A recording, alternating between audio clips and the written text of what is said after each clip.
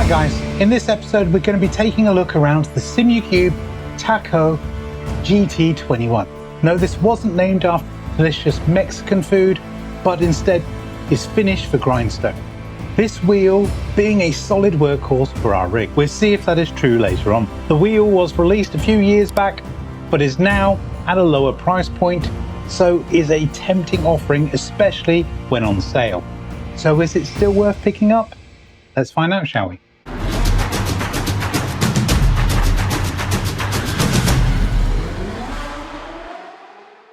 The Tahko is essentially a standard rim with a button box attached. The orange and black look is less toy-like than photographs suggest, and it actually looks and feels like a well-built wheel. If the orange gets too much, you can remove the front plate and just expose the wheel and bolt pattern directly. The battery supposedly lasts for 5 years of constant use and is replaceable, though not rechargeable. The user serviceable part here is actually a pretty good thing. As it was noted in a previous wheel review for the Asher Racing rim that I use, having a soldered in battery will shorten the life expectancy of such an expensive wheel. So having this as a standard part is great to see. The rim has a nice feel, the stitching is solid, and it doesn't feel like it is going to fall apart in your hands anytime soon, offering a good grip and traction to go with it. On the back of the wheel from the box there is a factory extension and a wheel side quick release. This of course does increase the length of the shaft on the wheel and the wheelbase combination, which will cause issues for some. It is removable and you can just about fit a stock quick release in there in that gap. If you want to put your own extension and quick release in though, the gap between the shifters makes it hard to put your extension in there. Many are barely compatible, including the SRM unit I've used. There is a force feedback adjustment button on the back, and we'll test out that feature later on. There is also an on-off button to save as much of that valuable battery juice as you can. The shifters flex a little bit when activated and are softer than I personally like. They have adjustment available for the length of the paddles, but not much else, which is a tad disappointing. One thing I do approve of though, they have little rubber pads behind them, and this reduces noise levels. Moving on to the front buttons, they all offer a nice, satisfying click. The top buttons, rotaries, and the 5-way stick are easy to locate on the wheel, but the doming on the bottom buttons makes it needlessly harder to feel in VR. A button on the back of the wheel is there for adjusting settings, and to be frank, it's kind of useless, especially in the new tuner software. I couldn't for the life of me see where the adjustments were taking place, and all you receive from the wheel side is some bleeps that are meaningless. I'd much prefer a text-to-speech option for this, or an LED panel, as otherwise you have to open up the software to see what updates are taking place, which kind of renders the whole on-wheel adjustment thing pointless. The rim does feel really nice in hand.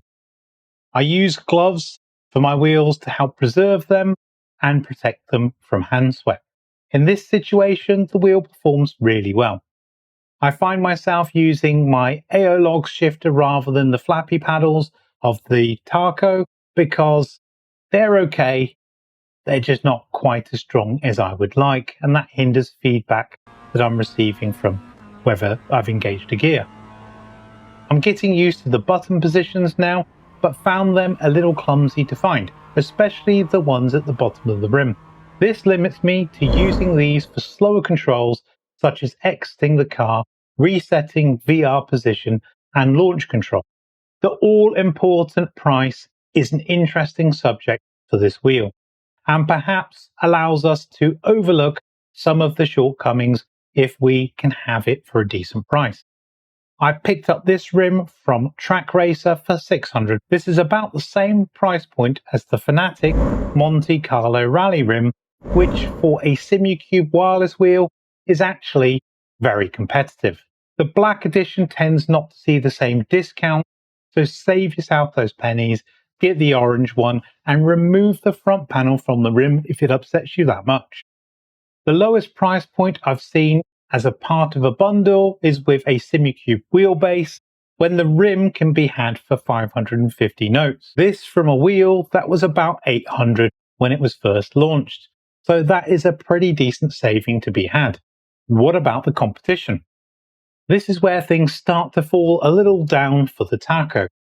The old version of the Cube Controls GT Pro can be had for almost the same price that I paid for the Tahko, and this is a better all-round rim. Sure, it has USB and not wireless, but that is about the only benefit offered by the Simucube rim. The GT Pro has easier to find buttons. No, that could be subjective, though it does have fewer than the Tahko. It also has many more rotary controls than the Tahko. If I had the choice between the two, I'd definitely pick up the GT Pro instead. If you really need a wireless rim, then the GT Pro wireless is then a little bit more than the Tahko, and it doesn't have a funky switch. The absence of this pushes the advantage back onto the Simucube rim. It has been a long time forgotten since I last reviewed an actual steering wheel and not a formula rim. The Tahko is a good rim to end that drought, but sadly, it's not a great wheel. The wheel itself is of good quality and feels nice to race with. The buttons are solid and do a good job. Shaping of the bottom buttons is a little irritating when searching for them in VR. The shifters are strong enough to feel when they've been engaged when you can't see them, but they are a little soft for my liking. I had the same complaint about the Cube Controls GT Pro though, to be honest. I'm not thrilled by the aesthetics, but it does look well machined. I wish Simucube had put a little bit more effort in for compatibility for other types of quick release and extension, as the narrow gap between the shifters will make it harder to source compatible parts for those of us not using stock quick releases. The on-wheel FFB adjustment would be great if it gave a more useful audible response other than a few beeps. This is a feature I've used quite a lot on Husinfeld's Smart Control Live to make on-the-fly adjustments, and having something similar here would help a lot. I love the removable battery, and this will make many people happy for long-term lifespan of the wheel. It is now quite affordable, but so is the competition. If you really need a wireless wheel, then I'd consider picking this up as an option. It'll have most of the controls you'll want, where older wireless wheels may not feature things like funky switches. If you don't really care about wireless though, well, in that case I'd pick up the GT Pro from Cube Controls. The wired version can be had for similar money. It has the flexibility of being compatible with other wheelbases and just offers several advantages over the Tahko. As I've started to do lately, I ask myself, is this a permanent member of the TDSR rig? Well, no. It's likely to stick around in the medium term, but I'll probably not be keeping it for its life. Now, I hope you've enjoyed having a look at this wheel with me. I'll be using it for most of my Clio Cup driving for the time being, so join me on a stream if you have the chance. If you have enjoyed watching, don't forget to give this video the thumbs up. If you like what I do on the channel, give a thought about subscribing. It helps me and it helps others to find my content. You'll also catch anything new that I want to talk about with you guys. So it's goodbye from me, and until next time. Bye bye guys.